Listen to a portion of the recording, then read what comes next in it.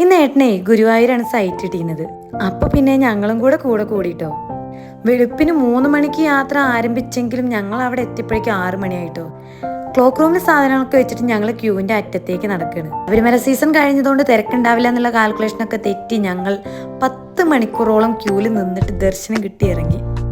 തമിഴ്നാട്ടിലത്തെ മാലയിട്ടവർ എല്ലാവരും മലയിറങ്ങി വന്നിട്ടാണ് ഗുരുവായൂർ തൊഴാൻ വന്നിരിക്കുന്നത്. പിന്നെ തമിഴ്നാട് പൊങ്കൽ ലീവ് ആയതുകൊണ്ടും ഒരുപാട് ജനങ്ങൾ വന്നിട്ടുണ്ടായിരുന്നു. ഞാൻ ഇന്നേ വരെ കണ്ടിട്ടില്ലാത്ത തിരക്കായിരുന്നു ഗുരുവായൂർ.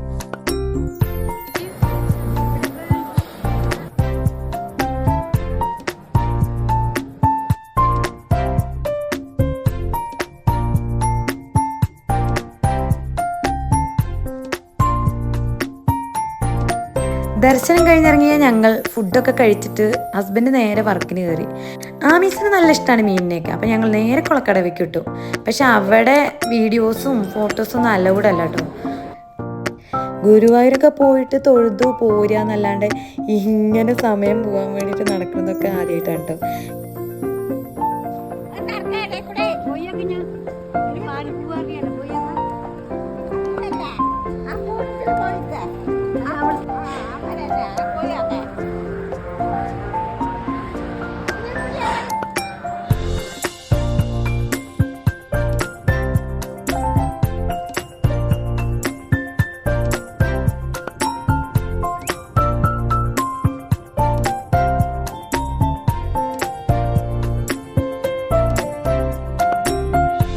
ഇത്രയും പ്രാവിനെ ഒരുമിച്ച് കണ്ട ആമിക്കുട്ടി നിലത്തൊന്നായിരുന്നില്ല. അവൾക്ക് ഭയങ്കര സന്തോഷമായിട്ടേ അതിൻ്റെ പിന്നാലെ ഓടിക്കളിക്കുന്നേന്നു. ആദ്യം ഒന്ന് പേടിച്ചിട്ട് പിന്നിക്ക് മടിച്ചു നിന്ന് പോവാനിട്ടോ.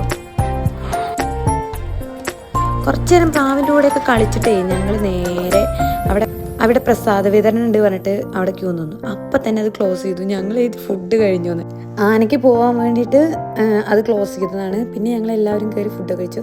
തിരിച്ചിറങ്ങിയപ്പോഴാണ് ഈ ചേട്ടൻ വളർത്തുന്ന പ്രാവായിരുന്നു തോന്നുന്നു. ആ കാഴ്ച ഒരു കൗതുകം തന്നെ ആയിരുന്നു കേട്ടോ. ഞങ്ങൾ കുറച്ചേരം നോക്കിയിരുന്നു. പിന്നെ ഞങ്ങൾ വരുന്ന വഴിയിലൊക്കെ നോക്കുമ്പോൾ അടുത്ത ദർശനത്തിന് വേണ്ടിയിട്ട് പിന്നെയും അതേപോലെ തന്നെ ക്യൂ നിറഞ്ഞുകൊണ്ടേ ഇരിക്കുന്നുണ്ടായിരുന്നു. പിന്നെ ഞങ്ങളെ ഭാഗത്തുകൊണ്ട് തെറ്റ് ഞങ്ങൾ ആലോചിക്കണമായിരുന്നു. പൊങ്കൽ ലീവാണ് തമിഴ്നാട് മൊത്തത്തിൽ ഇളകി വന്നിരിക്കുകയായിരുന്നു ഗുരുവായൂർ.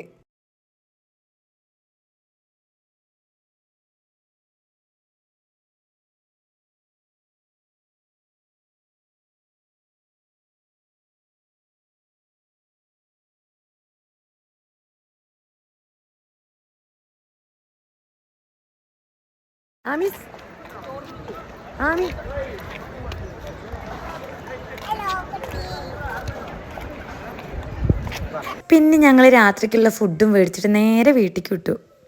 Thanks for watching.